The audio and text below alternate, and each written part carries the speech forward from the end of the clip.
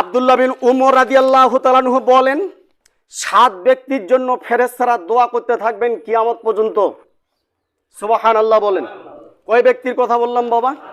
7 ব্যক্তি। একদম মুখস্থ রাখবেন আপনারা, ইনশাল্লাহ জীবনটা কাজে লাগবে যদি আপনারা মুখস্থ রাখতে পারেন। কারণ প্রায় মসজিদের ইমাম বই পড়ে না, তাই বলি বর্ণনাম করতেছি না, শুধু এসে কি বুঝায় নাই বুঝায় মুসল্লি বুঝে না।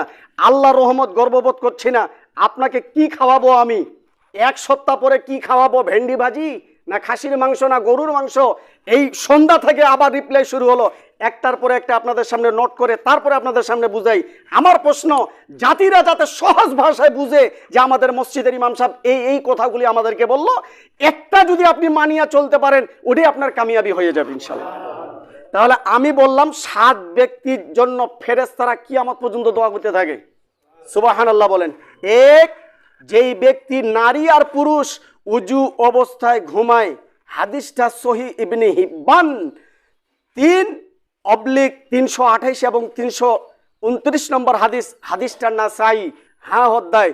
যেই ব্যক্তিরা উজু অবস্থায় ঘুমাবে, আল্লাহর নবী বলছেন কিয়ামতের ময়দানে ফেরেশতারা তাদের জন্য দোয়া করবে, আমি মুহাম্মদ সাল্লাল্লাহু আলাইহি ওয়াসাল্লাম শাফায়াত সুপারিশ করে তাদেরকে বেহেশতে দিয়ে দিব না। কারণ নবীর সুপারিশ ছাড়া তো কেউ নড়তে পারবো না বাবা।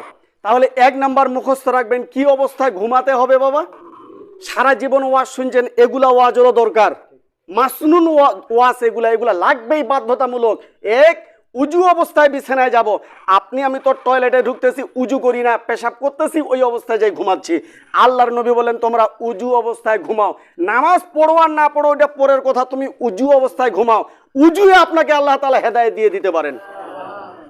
1 নাম্বার 2, প্রথম কাতারে নামাজ আদায়কারী ব্যক্তি, হাদিসটি মুসলিম এবং মুসনাদে আহমদ 2217 নম্বর হাদিস।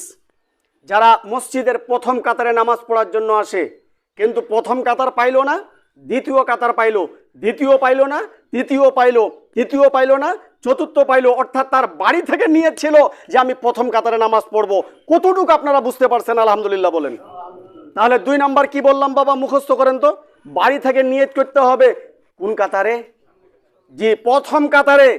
প্রথম কাতারে আমার নামাজ আদায় করতে হবে। এখন আপনি প্রথম কাতারে নিয়ত করে আসার পর যদি 6 নাম্বার কাতার পান, প্রথম কাতারের সওয়াব আল্লাহ তাআলা আপনার আমলনামায় দান করবেন।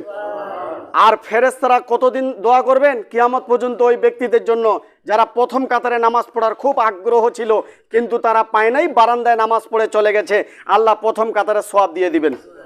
আর ট্রিপল পার যদি নিয়ত করেন, বাপ রে বাপ, যে হুজুরের ওয়াজ কোড়া, মুই তো ফজরের নামাজ পড়ো নাই, যদি একটা যাও তাহলে তোমাকে লাগাবি ঠেলা, ঠিক 1:30টার সময় যাম, এইরকম নিয়ত করলে কিয়ামত পর্যন্ত হেদায়েত কিন্তু হবে না বাবা।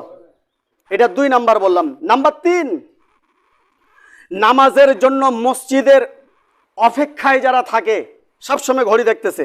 এই যে আমি আমার হাত ঘড়িটা আমার কেশ বাস্টের সামনে রেখেছি, কখন আসরে যাইতে হবে, কখন জোহরে যাইতে হবে, এরকম টান প্রতিটা মসজিদের ইমামের যেমন আছে প্রতিটা মুসল্লিদের থাকতে হবে।